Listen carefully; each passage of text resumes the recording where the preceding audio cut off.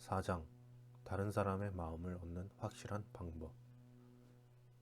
당신이 화가 나 다른 사람에게 이런저런 이야기를 늘어놓는다고 하자. 당신은 감정을 배설했으니 기분이 나쁘지 않을 것이다. 하지만 다른 사람은 어떨까? 그 사람도 당신의 기쁨을 같이 나눌까? 당신의 호전적인 어조와 적대적인 태도가 그 사람으로 하여금 당신 의견에 동의하게 만들어줄까? 우드로 월스는 말했다. 당신이 주먹을 쥐고 내게 다가온다면 나도 당신만큼 주먹을 꽉 쥘 것입니다. 하지만 내게 와서 앉아서 같이 논의해 봅시다. 서로 의견이 다르면 왜 다른지 이해하려 노력해 봅시다. 어떤 점이 문제가 되고 있는지 살펴보기로 합시다. 라고 말한다면 우리는 금방 우리가 크게 다르지 않다는 사실과 더불어 우리가 생각을 달리하는 점은 많지 않고 동의하는 점은 많다는 사실을 알게 될 것입니다. 인내심과 솔직함과 함께 하겠다는 욕망만 있으면 우리는 함께 할 수 있을 것입니다.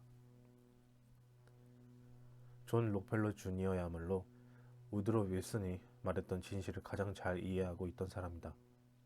1915년 록펠러는 콜로라도에서 가장 경멸받는 사람이었다. 미국 산업 역사에 길이 남을 유혈 파업이 콜로라도주에서 2년 동안이나 벌어지고 있었다. 분노가 극에 달한 절대적인 광부들은 콜로라도 석유 강철 회사에 더 많은 임금을 요구했다. 록펠러는 이 회사를 지배하고 있었다.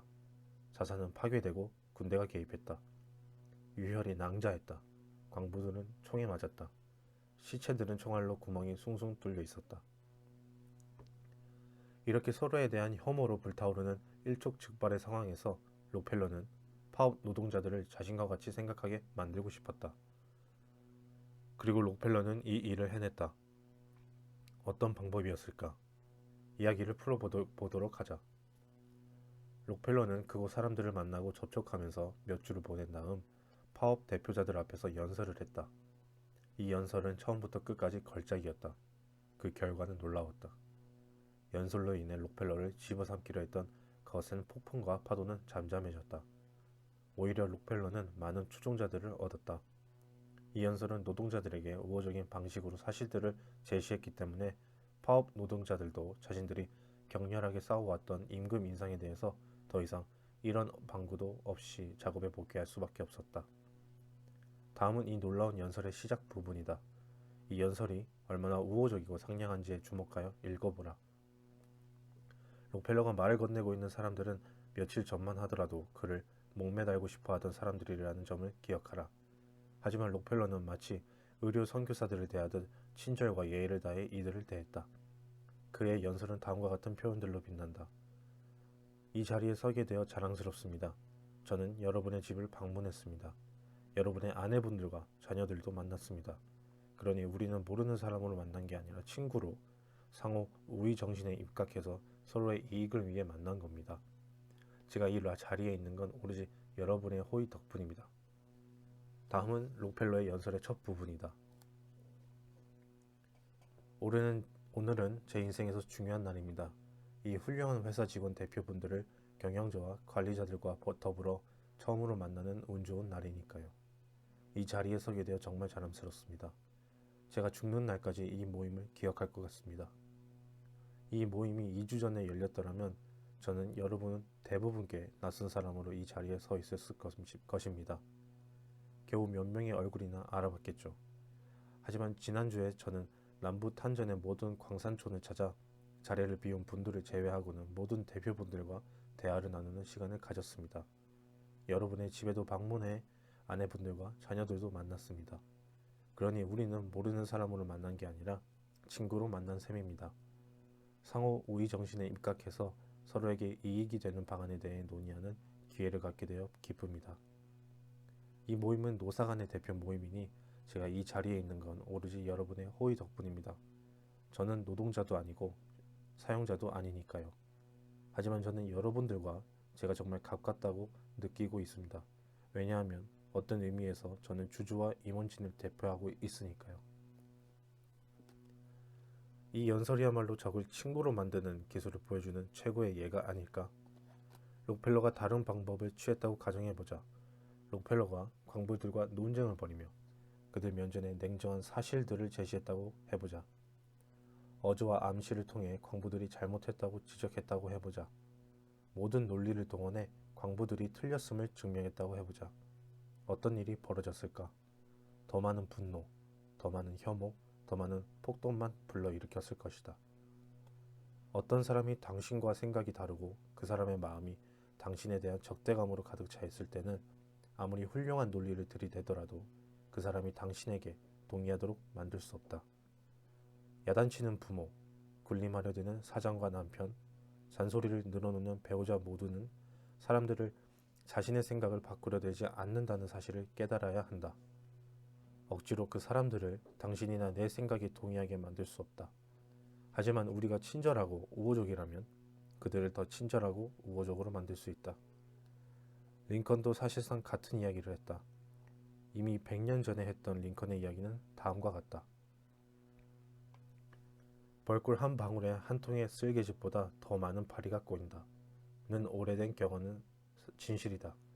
사람에게도 마찬가지이다.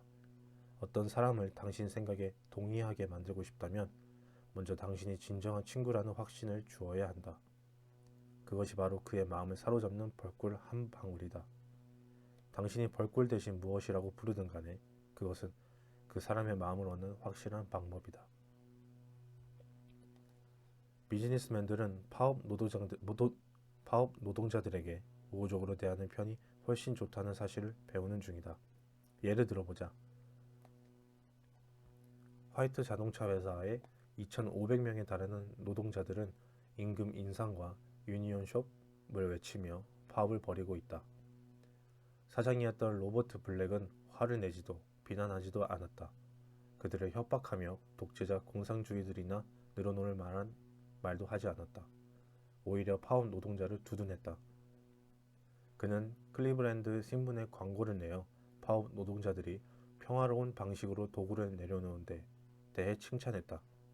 파업이 느슨해지자 블랙은 야구 배트와 글러브를 사서 전해주며 공터에서 야구를 하라고 권장했다. 볼링을 좋아하는 사람들을 위해서는 볼링장을 무료로 이용할 수 있게 예약해 주었다. 블랙의 우호적인 태도는 그런 태도가 언제나 불러오는 반응을 낳았다. 우호적인 태도는 우호적인 태도를 낳기 마련이다. 파업 노동자들은 빗자루, 삽, 쓰레기통을 빌려서 공장 주변의 성냥, 종이, 담배꽁초를 줍기 시작했다. 상상해보라. 임금 인상과 노조 인정을 위한 파업을 벌이고 있는 노동자들이 공장을 치우고 있는 광경이다. 그 일은 길고 격렬했던 미국 노동 전쟁사에서 유례가 없던 사건이었다. 일주일도 지나지 않아 파업은 타결되었다. 서로 간의 적대감이나 원한 같은 건 없었다. 신을 연상시키는 외모를 가지고 신처럼 변론했던 다니엘 웹스터는 역사상 가장 성공한 변호사였다.